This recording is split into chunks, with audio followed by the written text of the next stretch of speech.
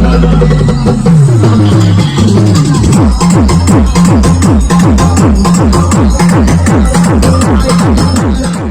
लोग देख सकते हैं ये जो वीडियो एडिट करके डाल रहा हूँ डीजे वाला, सुबह में नहीं डल पाए दोस्तों ना, इसके लिए मैं माफी चाहता हूँ। ये भी कल सुबह तक डलेगा, ठीक है। अभी देखिए एडिट करते करते रात हो गया, कुछ काम पड़ गया था दिन में।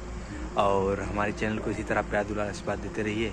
आपका भाई कुछ ना कुछ आपके लिए नया करता रहेगा, कुछ ना कुछ आपके लिए नया लाता रहेगा, ठीक है। तो चैनल को सब्सक्राइब कर लीजिएगा और मिलते हैं अगले वीडियो, अगले ब्लॉग में। तब तक के लिए बाय। जय जवान जय किसान, जय हिंद, जय भारत।